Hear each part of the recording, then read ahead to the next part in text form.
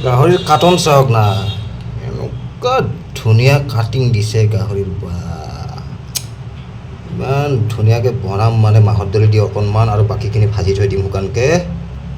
আহি আছে এই ভিডিঅ'টি চাব আপোনালোকে এনেকৈ ধুনীয়াকৈ কিছু সময় বইল কৰি ল'লোঁ ৰহুন জলকীয়া বিলাহী ধুনীয়াকৈ মই ৰেডি কৰি লওঁ চাই থাকিব আপোনালোকে আগলৈ এইদৰে ধুনীয়াকৈ আদা ৰহুনৰ পেষ্ট জলকীয়া পিঁয়াজ বিলাহী কাটি লৈছোঁ মজাকৈ বনাম এতিয়া বইল কৰা মাংসখিনি এইটোতে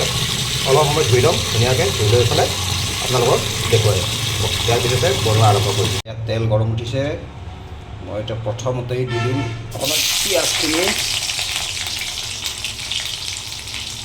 তাৰপিছত দিম মই জলকীয়াটো হেৰি কৰা নাই বাৰু কি কৰা নাই হেৰি কৰা নাই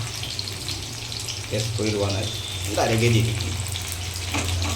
তাৰপিছত দি আছোঁ মই অলপমান আদা ৰহুন বেছি নিদিওঁ বৰ্তমান পিছলৈ দিব লাগিব এনেকৈ অলপ সময় ভাজি লওঁ ধুনীয়াকৈ পিঁয়াজ জলকীয়া ভাজা হৈ গ'ল মই এতিয়া মাংসখিনি দি দিম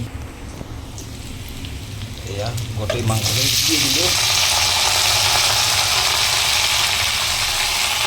এতিয়া ধুনীয়াকৈ লাৰি দিম কিছু সময় লাৰি লৈ ধুনীয়াকৈ ভাজি লৈ একেলগে ভাজিছোঁ ভাজি মানে কি কৰিম অলপমান ওলাই থ'ম আধাতে অলপ মাংস যিটো নেকি মই মাটি দালি খাৰ দিয়াত ব্যৱহাৰ কৰিম এয়া ঢাকন লগাই দিলোঁ এতিয়া ধুনীয়া মিডিয়াম ফ্লেমত মাংসটো কিছু সময় ফ্ৰাই হ'ব দিম তাৰপিছত আগলৈ চাই তাৰপিছত আদা ৰহুনৰ পেষ্ট আছিল নহয় কিছু তাৰপিছত সেই পেষ্টটো লৈ মোটামুটি আধা গিলাচমান পানী দি দিছোঁ এয়া পানী এতিয়া উতলিব এতিয়া এই উতলাৰ পিছত একদম পূৰা শুকাই পেলাম তাৰপিছত সম্পূৰ্ণ এখন ভাজিখন হৈ যাব ভাজিটো ওলাই দি তাৰপিছত এই মাহৰ দালিখিনি তাতে ঢালি দিম বিন্দাছ একদম এক গুলি দুই চিকাৰ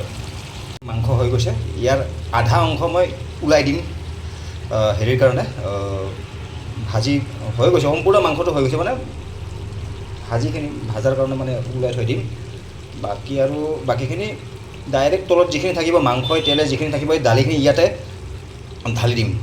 এয়া ধুনীয়াকৈ উলিয়াই লৈ ধনিয়া পাত কেইডালমান কাটি থৈ দিলোঁ এনেকৈ এতিয়া এইখিনি আছে হা ইয়াতে মাংস আছে ধুনীয়াকৈ ইয়াতে মই বইল কৰা দালিখিনি ঢালি দিম এনেকৈ ধুনীয়াকৈ দালিখিনি দি দিলোঁ এতিয়া অকণমান গৰম পানী হ'বলৈ দিম তাৰপিছত একদম মানে জুইটো পূৰা বেছিকৈ দি দিম